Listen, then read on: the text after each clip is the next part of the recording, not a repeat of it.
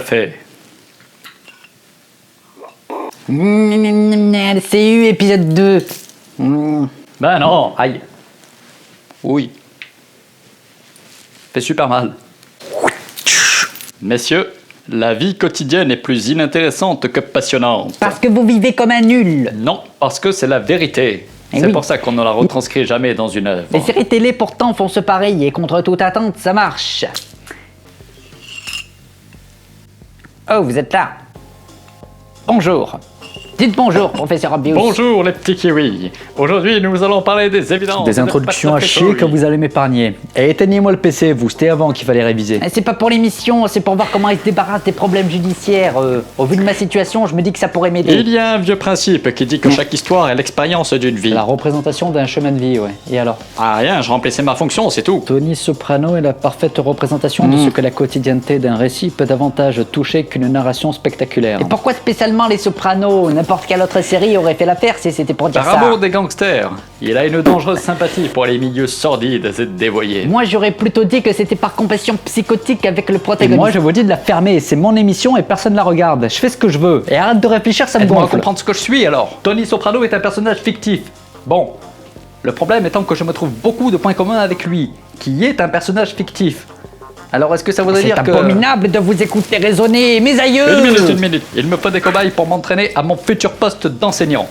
Soyez mes C'est cobayes. moi qui ai besoin de cobayes pour mon lecteur de souvenirs Mais cadavériques. qu'est-ce que vous avez tous les deux ce soir? C'est pas possible. On ne veut pas parler de mafieux. Voilà ce qu'on a. N'importe quelle série qui se centre sur un seul personnage aurait pu servir ton propos. Change de série. Vous vous sentez un peu trop à votre aise avec ces criminels, oui, je Bon, confirme. on va vite éluder la question. Bon. Comme dans la série, le contexte criminel est en réalité très dispensable. Donc c'est bien ce que je dis.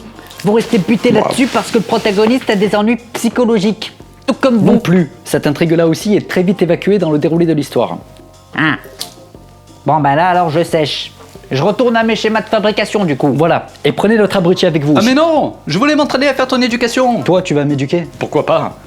Ça pourrait être sympa, non? Non, pas du tout. Bon alors dis-moi au moins pourquoi tu as choisi les Sopranos pour ton propos. Parce que ça faim, mec. Parce que ça fucking putain de faim.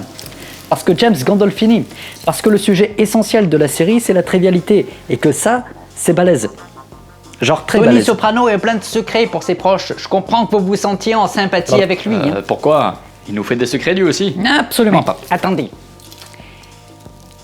Quel était l'objet de votre rendez-vous d'hier Il matin? avait un rendez-vous hier matin? Il a profité qu'on dormait pour foutre le camp en cachette. Mais j'ai placé des caméras de surveillance dans tout le département. Je l'ai vu qu'il se faisait la malandrousse. Vous êtes sacrément parano. C'était pour des repérages. Croyez pas qu'il y a un moment où je travaille pas, d'une manière ou d'une autre. Balance ce que tu as à dire sur Tony Soprano. Qu'on règle cette question, Lewis. De sa vie antérieure à la série, on sait relativement peu de choses. Bon, en fait, on sait essentiellement rien. C'était pas la période des préquels, des reboots et mon cul sur la commode à cette époque. Les mystères et les zones d'ombre étaient légion. La première originalité de la série est de nous présenter son protagoniste à un moment de sa vie où il est en train de tomber, ce qui n'est pas peu audacieux. Le premier portrait qui est dressé de lui en fait un chef de gang surmené, comme Monsieur Tout-le-Monde fait un burn-out de derrière les fagots de temps en temps. Un thème lambda qui prend tout son sens et son impact dans un contexte d'activité où, jusque-là, il n'avait pas été exploité. Enfin, et bien évidemment, au début de la série, Tony n'est pas un gars que l'on imaginerait se tourner vers une aide psychologique, psychiatrique dans son cas. Ces quelques éléments du pitch suffisent à n'importe quel technicien de narration pour pondre une histoire sur la criminalité et ses versants psychologiques. C'est la fausse évidence dont la série fait usage d'ailleurs. La fausse évidence parce que, au sens technique en tout cas, les mécanismes de l'intrigue se mettent en place très en périphérie de ces évidences trop faciles. Ah, attends. Si chaque histoire est l'expérience d'un parcours de vie, comme tu dis, ça veut dire que je peux apprendre plein de choses en un temps record, du coup. À condition d'en faire l'expérience viscérale, oui. Mais tu pourras pas avaler 12 films par jour comme ça. Hein. Ton psychisme va craquer bien avant. Fini. Messieurs, j'ai fini. Mes schémas complémentaires pour le lecteur de souvenirs cadavériques sont fin prêts. C'est bien. Vous pouvez vous remettre au travail sur l'émission maintenant? Travail, travail, travail. Vous avez que ce mot-là à la bouche. Mais il y a d'autres choses à faire dans C'est la vie. vrai? Comme quoi, par exemple? Ça, je ne sais pas. Mais je suis sûr qu'il y a d'autres choses à faire dans la vie. Super. Faites-le en travaillant par contre. C'est pas contradictoire, du coup? L'histoire de Tony Soprano nous est donc racontée à partir de ce jour où il fait une crise de panique, ou une crise d'angoisse, je suis pas expert du truc. Bref, Tony se remet assez vite de ce craquage moral et, surprenamment, est confronté à des problématiques plus simples par la suite. Il nous est montré dans son environnement professionnel comme étant capable d'une organisation efficiente. Dans le cadre privé, on nous le montre aussi comme étant un père de famille accompli. Oui, c'est plus compliqué que ça, mais je veux dire que la mise en scène ne sous-entend pas de problématiques particulièrement extraordinaires sur ce plan. Par la suite, tout au long des 7 saisons, le jeu d'équilibriste de Tony entre ces deux pôles de sa vie va nervurer tout le récit. Un rendez-vous amoureux. Quoi? Votre déplacement d'hier matin, c'était pour un rencard amoureux. Ah non, il a pas passé sa journée roulée en boule sous la douche après. Pour votre affaire judiciaire, vous avez trouvé un truc ou pas? Et rien du tout que je n'avais pas déjà envisagé de mon côté. Ça cause que des valeurs familiales, ce truc. Profitez-en pour apprendre le management, des fois que vous seriez réintégré dans votre labo. Ah, c'est mon rêve d'enfant. Vous êtes blessant, Lewis. Ah, fallait pas lui dire ça, vous le savez pourtant qu'il a un côté sadique prononcé. Alors, avec ce que j'ai dit de la série, on pourrait penser que les ressorts dramaturgiques s'appuient sur son milieu d'activité au sein de la mafia. Et c'est vrai que c'est une Damoclès qui reste constamment présente. Mais si on prend la peine d'analyser un peu le truc, on se rend vite compte que, en fait, Tony Soprano est un personnage immunisé à la mort. En tant que personnage, je veux dire, on est d'accord. Le véritable danger, pour lui, se trouve dans l'impact que son travail a sur sa vie privée. En effet, on peut constater que les problèmes d'ordre criminel n'ont jamais un traitement d'importance qu'en proportion de l'impact qu'ils auront sur ses relations personnelles. D'ailleurs, le terme de mafia n'est que rarement prononcé dans la série, pas davantage que ne sont traitées au premier degré les répercussions d'ordre moral. En somme, le secteur d'activité de Tony n'importe que très peu dans le traitement qui est fait de son personnage. La mafia, dans la série, n'est qu'un folklore comme un autre. Moi aussi, tu me traites de cette façon. Parce que tu es un personnage fictif, Obvious. C'est vrai? Oui, c'est vrai. Génial! Et la manière qu'il a de diriger ses capots et ses hommes, vous savez... Qu'est-ce que je sais? Ça me rappelle mon comportement avec mes collègues du labo. Vous voulez dire que vous en avez buté quelques-uns, vous aussi? Ah non, ne relance pas là-dessus, on va avoir droit à toute l'épopée encore. D'un bout à l'autre, la série a l'élégance de rester fidèle à la proposition de son pilote. Tout du long, comme on l'a dit, Tony reste immunisé aux dangers physiques de son milieu professionnel, quand il aurait été si facile de faire évoluer le show en une énième représentation du crime américain. Mais non. Jusqu'à la fin, les épreuves de Tony, même si elles sont souvent amorcées et figurées par des vecteurs tangibles, sont d'ordre psychologique. Au lieu d'une 112e itération du chat et de la souris, Tony se débat avec des ennuis maritaux, avec des déboires amicaux, se confronte au challenge d'être le père d'enfants qui grandissent. Vogel. Les Sopranos n'est pas une série sur la branche italienne de la mafia américaine. C'est l'histoire d'un homme qui voit le temps filer. Le contexte criminel dans lequel il évolue n'est utilisé avec brio que pour rendre plus rapides et brutales les transformations opérées par le passage du temps. Donc c'est pas parce que je regarde la série que j'en ferai pour autant l'expérience du temps qui passe. C'est pas remplaçable ça. Mais évidemment que non, que vous êtes con. Lewis, je vais avoir besoin d'accueillir des candidats prochainement. Si c'est pour monter une armée, je vous préviens, on a déjà dit Mais non. rassurez-vous, non. C'est pour une organisation de malfaiteurs. Bon, ça va alors. Attendez quoi? Est-ce que vous pourrez me les prêter pour qu'ils me servent de cobaye dans mes expériences pédagogiques? Si vous voulez, mais vous ne savez pas vous adapter à un public, alors m'est avis que ça vous servira pas à grand chose. Personne ne va rien enseigner à personne. Une organisation de malfaiteurs, non mais vous avez des soucis mon gars. Encore un sot qui veut brider mon génie. Fallait pas me laisser regarder la série alors. C'était pour vous faire apprendre ce que c'est que la famille. En effet, quels que soient les ennuis auxquels Tony se confronte, sa famille, au sens large j'entends, lui demeure une bouée de sauvetage. Pas toujours localement, mais d'une manière générale je veux dire. De ce fait, les champs de bataille sont inattendus car c'est bien sur cette partie de sa personnalité que la série met l'accent, à tel point que la structure familiale est transposée au secteur professionnel.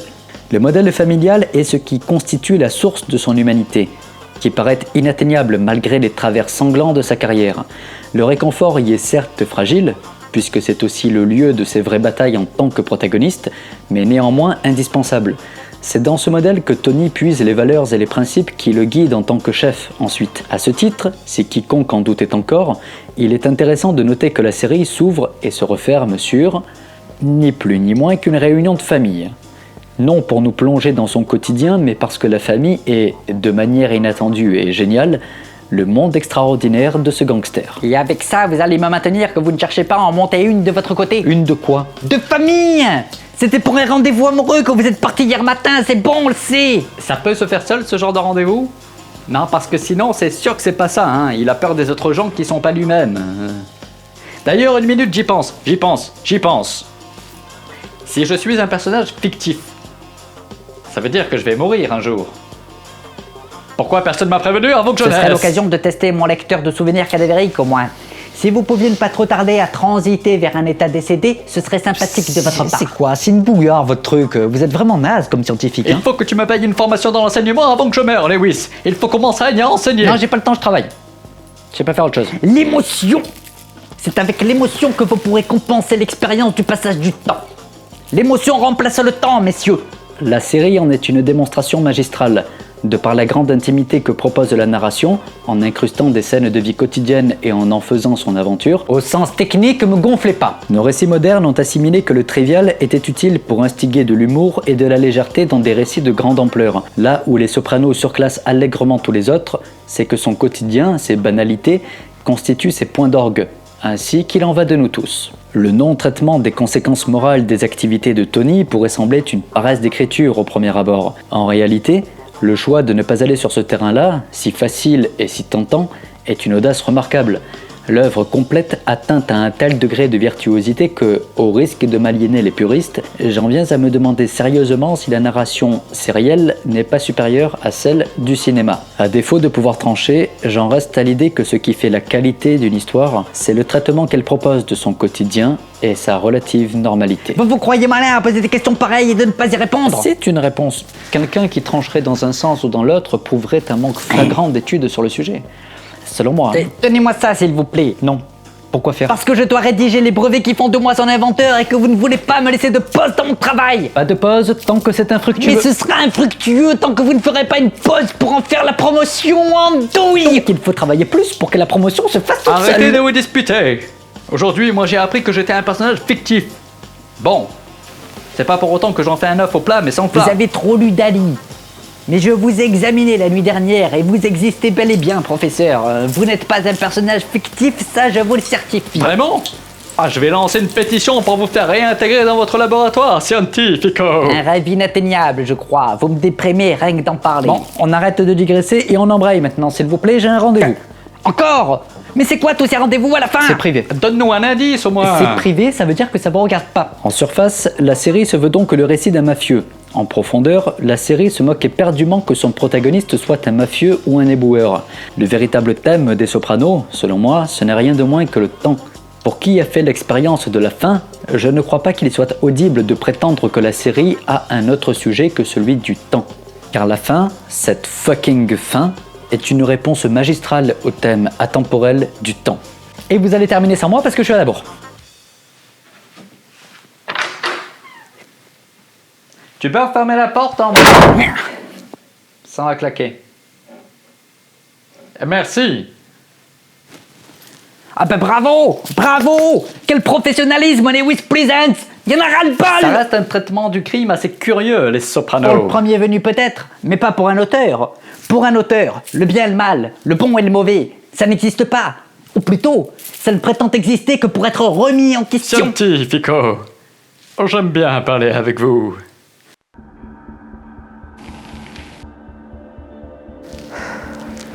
Vous leur avez expliqué que vous aviez besoin de travailler pour vous sentir bien?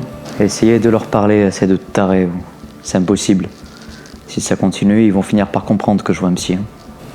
Tout le monde a le droit de demander de l'aide à un moment donné, vous savez. Mais je ne suis pas tout le monde. Je devrais pas l'être en tout cas. Je devrais être plus. Côté mégalomanie, vous avez des antécédents? C'est être réaliste. Si je ne suis pas capable de plus que les autres, je n'ai aucune excuse pour prendre de la place dans ce monde. 2 séances par semaine, c'était peut-être trop léger en fait.